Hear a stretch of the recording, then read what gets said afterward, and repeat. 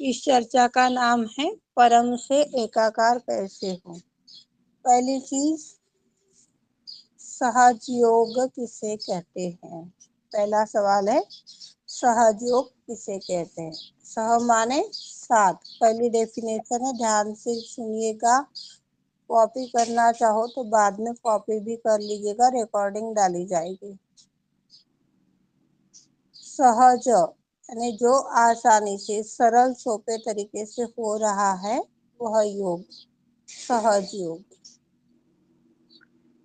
दूसरी डेफिनेशन है इसकी, सह माने अपने साथ, जो यानी जन्मा हुआ योग, जो हमारे जन्म से हमारे साथ है और हमारे अंतिम समय तक, श्वास के अंतिम समय तक यह हमारे साथ ही रहने वाला है, सहयोग। तीसरी डेफिनेशन है सहयोग की, साक्षी भाव में स्थापित होना। जो हो रहा है, जो चल रहा है, उसको देखते ही चले जाना है, बस साक्षी भाव में देखते चले जाना है, किसी प्रकार की क्रिया प्रतिक्रिया नहीं करनी है। ये तीसरी डेफिनेशन सहयोग की है। यदि हम किसी भी अवस्था में साक्षी भाव में स्थापित हो रहे हैं तो हम सहयोगी हैं। दूसरा सवाल है, सेंटर किसे कहते हैं। पहला सेंटर, दो प्रकार के सेंटर होते हैं। पहला सेंटर जहाँ पर कुछ भाई बहन एक रूप होकर के ध्यान करते हैं, उसे सेंटर कहते हैं। यह सेंटर कितने टाइम तक चलता है।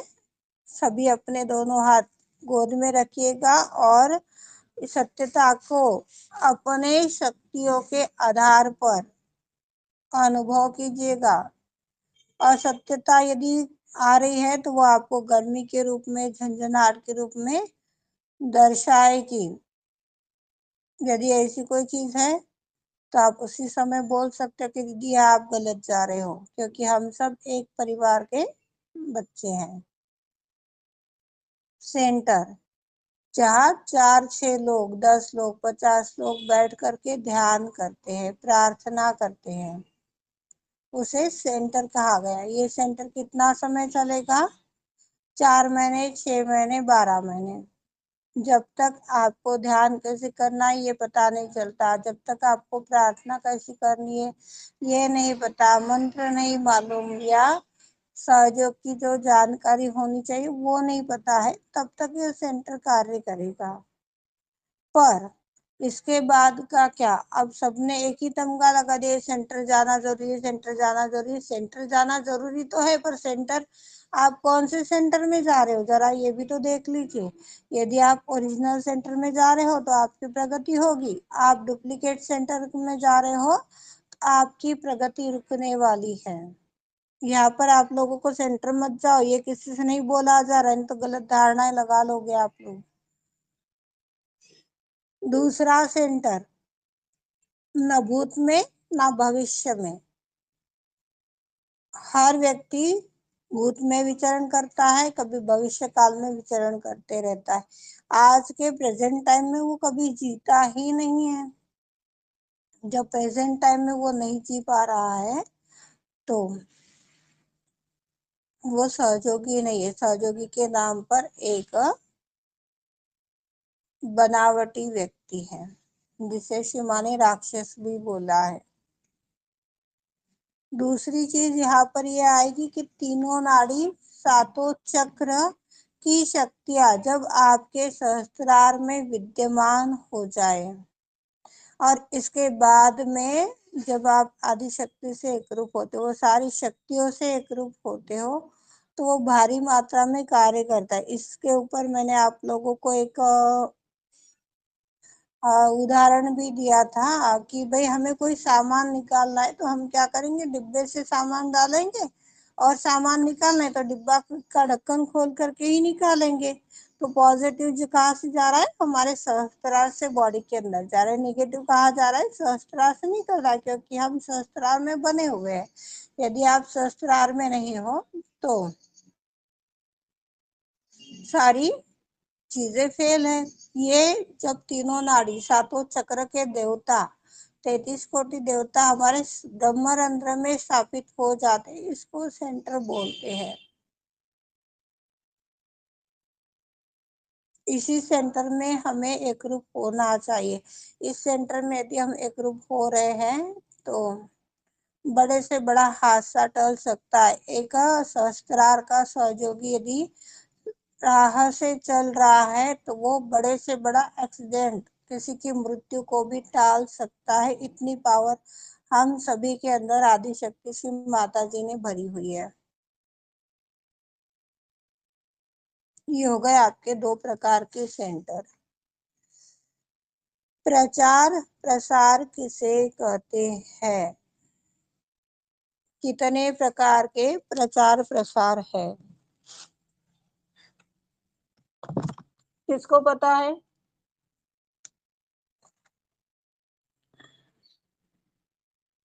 दो टाइप के प्रचार प्रसार है।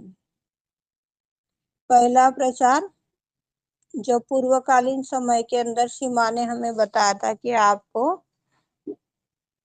जाना है आपके गली मोहल्लों में, जहां पर आपकी बात सुनता है कोई, वहां की यादी बनानी है। यादी बनाने के बाद में कौन सा व्यक्ति आपकी बात मानता है, कौन सा व्यक्ति आपकी बात नहीं मानता है, यह सारी चीजें आपको देखनी है और उनको ही सहयोग बताना है।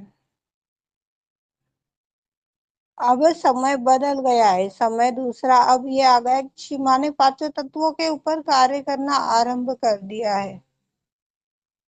पहले पृथ्वी तत्व के ऊपर ही श्री माता जी कार्य कर रहे थे, अब पांचों तत्वों के ऊपर कार्य कर रहे हैं। तो हाँ, प्रचार कैसे होना चाहिए? आदि शक्ति के जो गुण हैं वो गुण अपने अंदर हमें आने चाहिए। आदि शक्ति का जो ज्ञान है वो ज्ञान अपने अंदर आना चाहिए। उसके बाद में उस ज्ञान का, उन गुणों का उपयोग करते आना चाहिए। उसके लिए हमें पर्याप्त शक्ति भी चाहिए। अब शिवा ने तो सब चीजें हमें दे रखी है, सब चीजें बता रखी है, पर कौन सी चीज कहाँ पर लगानी है यही हमें पता नहीं चलेगा तो काम बनेगा कैसे, ये हमें विवेक के साथ में सोचना है। आदि शक्ति ने नमक का भी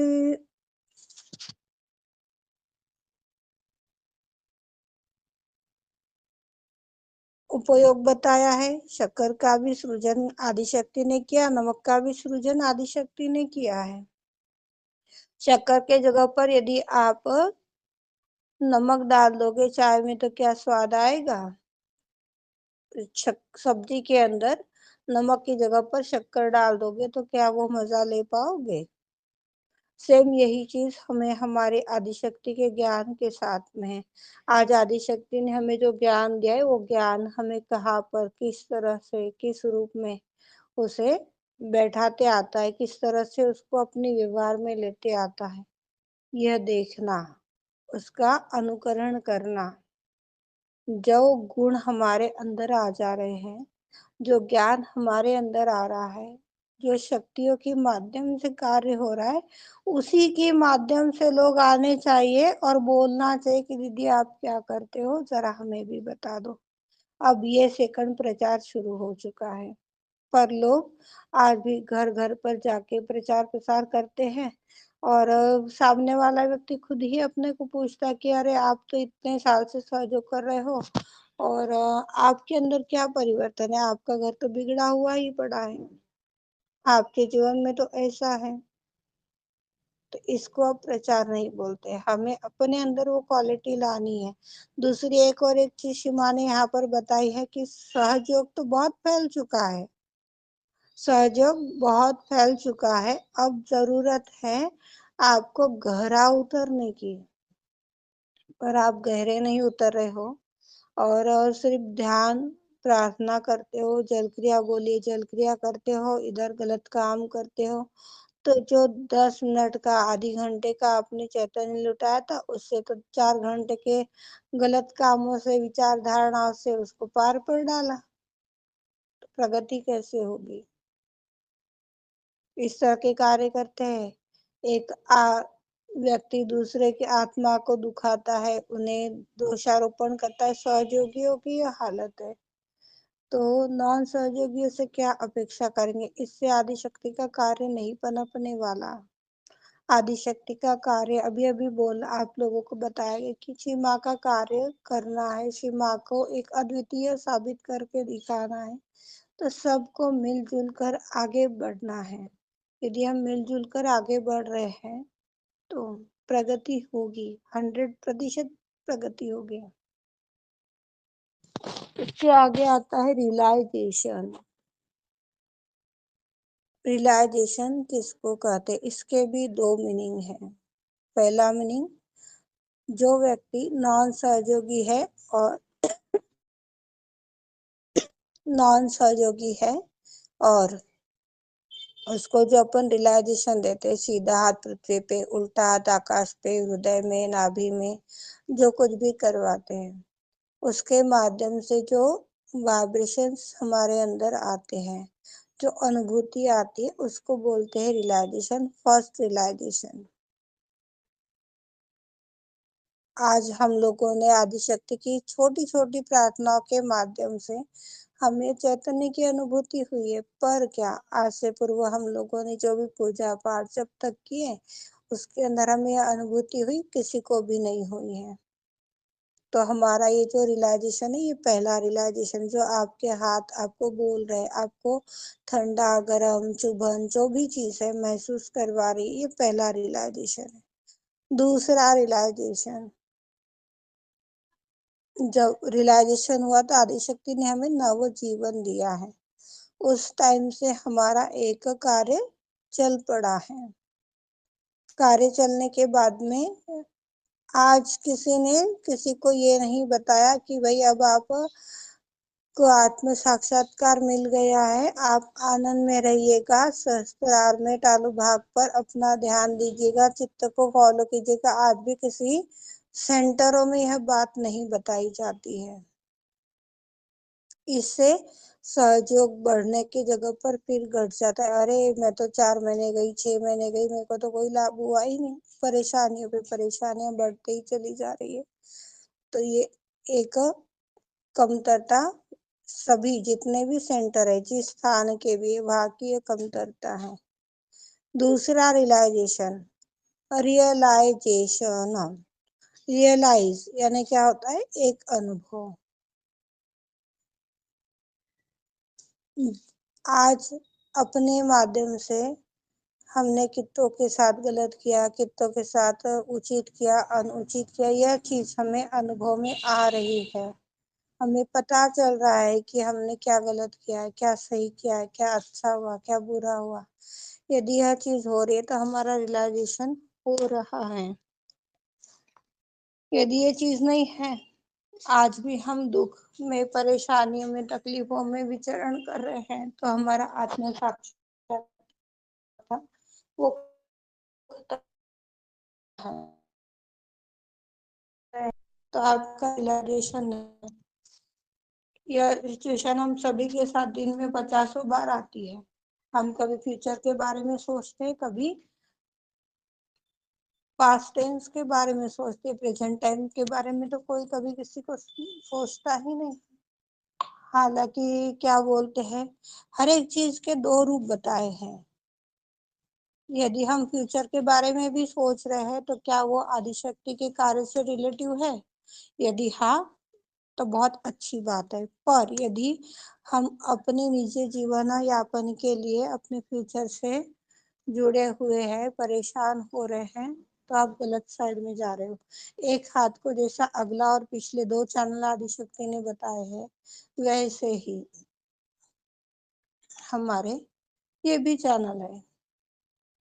आप यदि परमात्मा के प्रति इच्छा शक्ति कर रहे हो कि नहीं, मुझे परम को ही पाना है, तो यह शुद्ध इच्छा है। ये फ्यूचर में पास्ट टेंस में जाने से भी आपको फायदा देगा, क्योंकि पास्ट टेंस में जाकर के हम इस इच्छा को पूर्ण करने के लिए जो अनुभव कर रहे हैं, वो अपनी गलतियों को देख रहे हैं। उन गलतियों को ना दोहराया जाए, इसके लिए मेहनत उठा रहे हैं। तो ये फायदे वाली चीज है।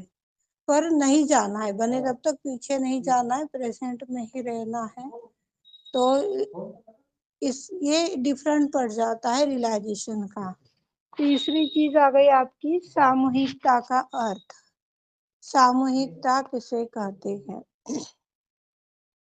सामूहिकता जहाँ पर आपके भावनाओं की, आपकी इच्छाओं की, आपके तकलीफों की, परेशानियों की कद्र है, उसके बारे में मंथन है, सोच विचार है, वह सामूहिकता कहलाती है। पर आज भी यदि आप सेंटर में जाते हो, चार नहीं 40 लोग 50 लोग बैठ करके 100 लोग बैठ के ध्यान कर रहे हो और किसी को किसी के भावनाओं की कदर ही नहीं है, सब अपनी अपनी खींचातानी कर रहे हैं, तो उसे सामूहिकता नहीं कहते हैं। ऐसे सामूहिकता में जाइए, मना नहीं करेंगे, पर जो आनंद आपको होना चाहिए वो नहीं हो पाता। आज भी कई भाई बहन ऐसे होंगे, जहां तक मुझे लग रहा है, सत्य है असत्य क्षमा जाने, सेंटर से आने के बावजूद भी घर में दिक्कतें बनी हुई रहती हैं, परेशानियां होती, यहाँ तक कि लड़ाई झगड़े भी हो जाते हैं। तो ऐसी सामूहिकता का कोई लाभ नहीं है। सामूहिक हमारी पहचान क्या है?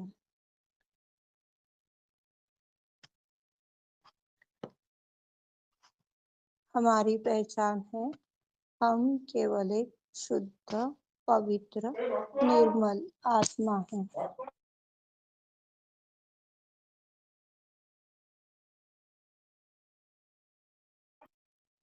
सामूहिकता किसे कहते हैं?